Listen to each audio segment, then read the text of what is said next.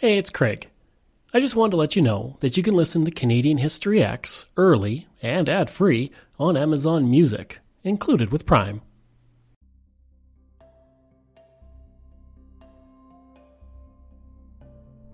Greetings and welcome to another episode of Canadian History X. The bison, or buffalo as they're sometimes called, once dominated the landscape of the Canadian prairies. For thousands upon thousands of years, they roamed the prairies in numbers. Well, we'll get to the numbers. So why don't we have all these bison roaming across the highways and farms today? Well, that's what this episode is all about. First, let's get one thing out of the way. The word bison comes from the Latin word for wild ox, and likely means stinking animal, referencing bison bulls during the breeding season. Why do we call them buffalo though? There are no buffalo native to North America, with buffalo actually being in Africa and Asia. When Europeans began to arrive in North America, they saw the bison resembling the buffalo of those regions and likely transferred the name. Another idea is that the French word for ox is boeuf, which would become buffalo through English speakers. I will be using bison and buffalo interchangeably in this episode, so let's go back, way back in time. The first bison arrived from eastern Siberia about 195 to 135,000 years ago, and the second wave came from the steppe bison of Asia around 14,000 to 11,000 years ago. There are two types of bison, the wood bison and the plains bison. Plains bison are the smallest bison to have ever lived, with males and females measuring in between 440 and 740 kilograms. Wood bison are the largest living bison, weighing between 540 kilograms and 880 kilograms. Wood bison mostly dominated from Alaska down through the Yukon, Northwest Territories, and into northern British Columbia, Alberta, and Saskatchewan. Plain bisons covered much of the continental United States from the Appalachian Mountains to the Rocky Mountains and throughout southern Alberta, Saskatchewan, and Manitoba. In this episode, I'm focusing on the plains bison. The indigenous people relied heavily on the bison of the plains for many different things. The bison, or buffalo hunt, was an important aspect of living on the plains for indigenous people. Hunting methods varied by the nations and where they were located. Some indigenous would cloak themselves in wolf skin and mimic cries of a bison calf to get within range to shoot the bison with an arrow. Buffalo corrals were also used in which bison were corralled into a large area where they'd be killed in large numbers. Another very popular method was the buffalo jump, and the most famous buffalo jump of them all was head smashed in buffalo jump. The buffalo jump, which is located just west of Fort Macleod, Alberta, had been used by the indigenous people for about 5,500 years. The cliff was 36 feet high, and the Blackfoot would drive the buffalo from the Porcupine Hills, 3 kilometers away, towards the jump in a path lined by hundreds of rock cairns, with the indigenous dressed as wolves and coyotes. Those who dressed up were young men trained in animal behavior to guide the buffalo into the lanes. At full gallop, the buffalo would run off the cliff, breaking their legs at the bottom, allowing them to be killed by those at the bottom of the jump. The bone deposits at the base are 39 feet deep, showing the extensive use of the site for thousands of years. The last buffalo jump was sometime in the mid-1800s, and today it is a World UNESCO Heritage Site. The indigenous people would use the carcass for everything from tools made of bone to hide to be used in dwellings and clothing. In addition, the huge amount of meat allowed for a more leisurely time, which would allow the people to pursue artistic and spiritual interests, which allowed for them to be a more culturally complex society. According to legend, the name comes from the tale of a young Blackfoot who wanted to watch the buffalo plunge over the cliff, but he was buried underneath the fallen buffalo, and when he was found, he was dead under the carcasses with his head smashed in. In 1991, Linda Eaglespeaker spoke with the program Wonderstruck about the use of the site by her ancestors.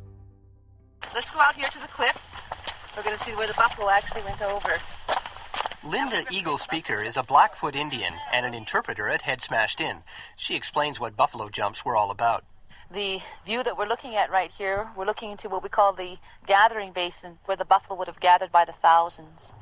Our main job is to gather those buffalo together, drive them over the cliff. Young men dressed up in animal hides that imitate the sounds of animals, like a wolf or a coyote, will go out. And they will go out right into the herd. Instinctively, the herd will split to get away from the coyote or the wolf. The buffalo that are closest to the kill site, driveline system, they will be portioned off this way. The rest chase back in the valley. We don't need them.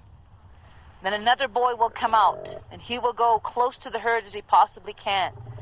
He is imitating the sound of a buffalo calf, calling the buffalo towards the drive lines. They will surround that baby calf and protect it. Your young boy will crouch out, and he'll sneak over the next little hill, and he'll imitate that sound over and over and over again.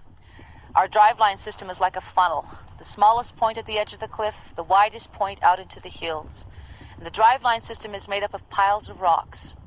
Maybe some dried buffalo chips, maybe some dried twigs, fresh boughs if they could find them. Behind each one of these rocks would be a human being, dressed in a buffalo robe, crouched down.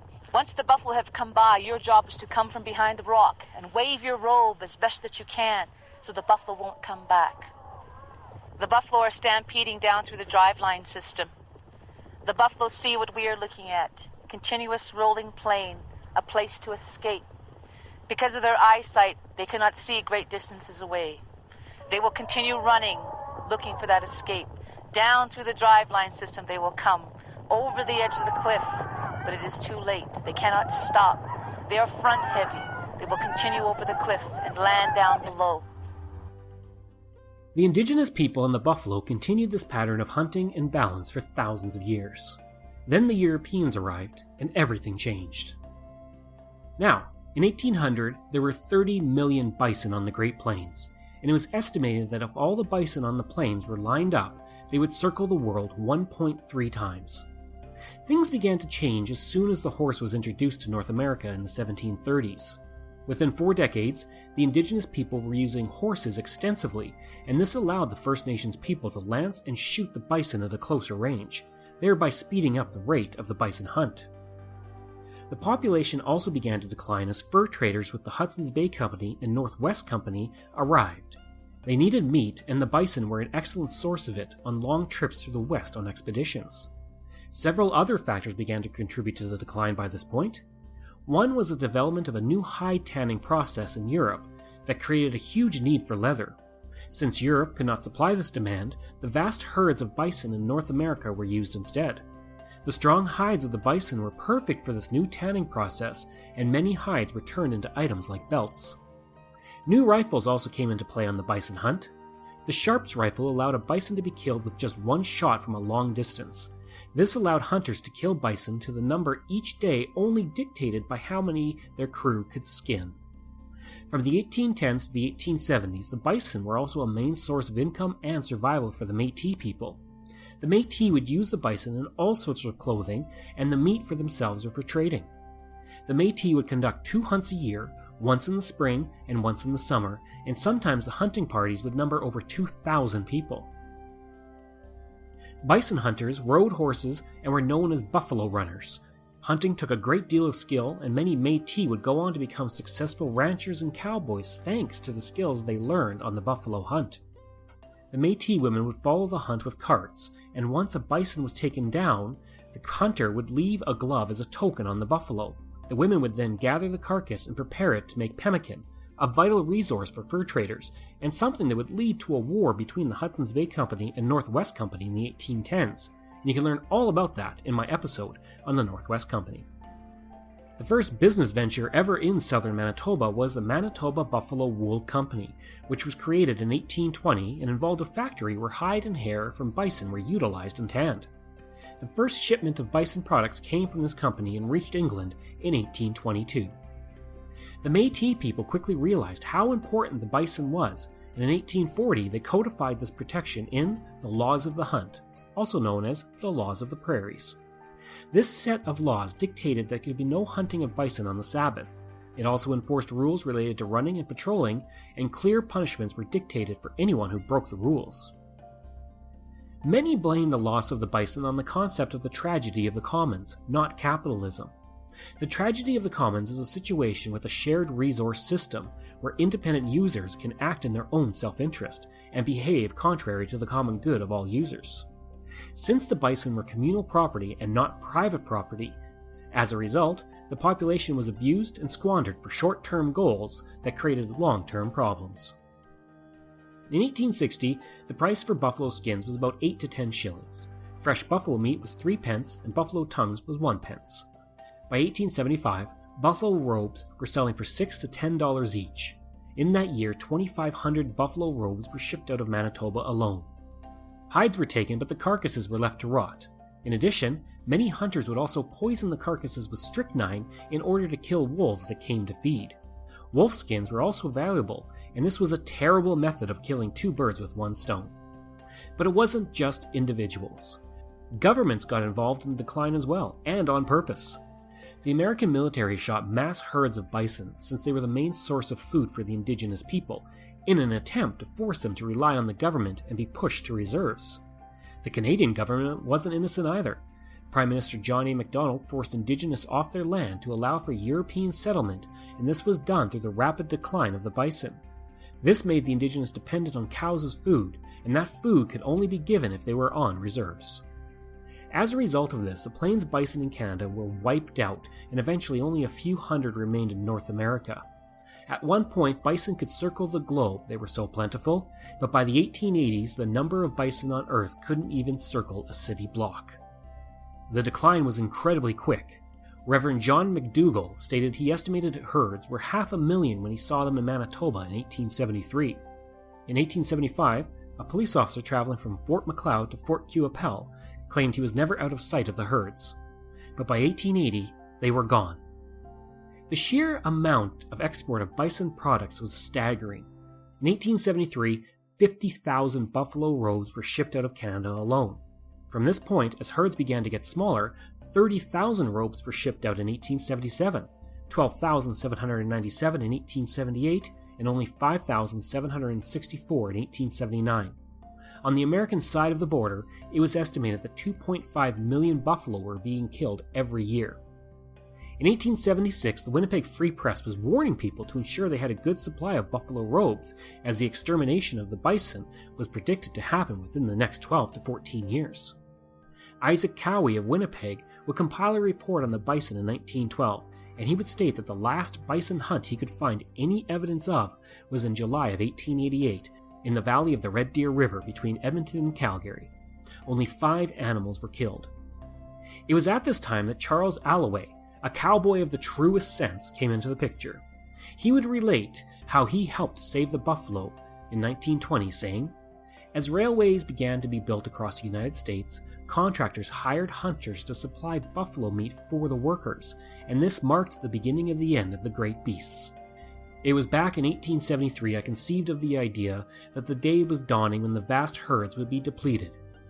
I had bought as many as 21,000 buffalo hides from a single group of hunters, paying $3 on average and $4 for large ones. It didn't take any higher mathematics to realize that this rate of killing them couldn't go on forever, especially as they were dozens of groups out hunting at a time." Alloway began to round up any buffalo he could find, and he had cows to sustain any calves he found. Doing this would help to save the species from extinction. By 1878, his small herd had grown to 13 purebred and 3 crossbreed bison. By 1888, the herd was over 100. Thankfully, a few hundred were saved in time, and all plain bison today come from those individuals. In 1907, Canada was able to gather 700 plains bison from Montana and ship them to Elk Island National Park in Alberta. A small herd was also taken to Banff National Park, where there was a display herd for 100 years. A new wild population was introduced in February of 2017, and for the first time since 1883, wild bison calves were born at the park. The following audio comes from a video from Parks Canada about releasing bison into the wild in the Banff area. My name's Karsten Hoyer. I'm the Bison Reintroduction Project Manager for Banff National Park. My job is to orchestrate all the different moving parts of trying to get bison from Elk Island National Park into Banff National Park. Parks Canada's primary mandate is to ensure what we call ecological integrity, which means the health of the ecosystem. And because something's been missing, North America's largest land mammal, part of our job is to try to bring it back, and that's what this is all about. It's about that effort. from about noon today until hopefully about noon tomorrow, so a 24-hour period, we're actually going to do an operation that has a lot of different moving parts. The first part is actually bringing the animals through the Elk Island corral system and the chute system to give them a tranquilizer, and then do some last-minute changes to ear tagging. And then we'll start to load them in groups of 3 and 4 through the chute system, up the loading ramp, into the containers that we've modified. They're basically sea cans or shipping containers with ventilation in them and a few additions to the doors. And then we'll truck them for 400 kilometers. That'll then take us to the end of the gravel road, Yaha Tinder Ranch, and then we'll actually bring a helicopter in tomorrow, a heavy lift helicopter that's coming from the coast, and that'll pluck each individual crate off the flatbed trucks. It's one by one over the ridge, about 20 kilometers into the heart of the reintroduction zone, where we have a pasture fenced, where we're going to hold them for the next 16 months, feed them, support them, allow them to calve safely twice, and then do the release after they've anchored to that landscape and have adopted it as their new home.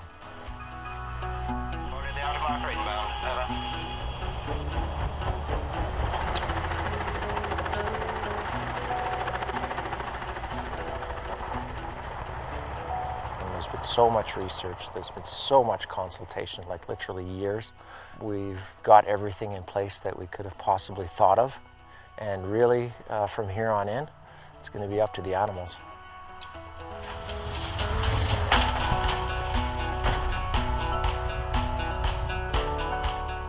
You know, we're talking about giving a species a second chance.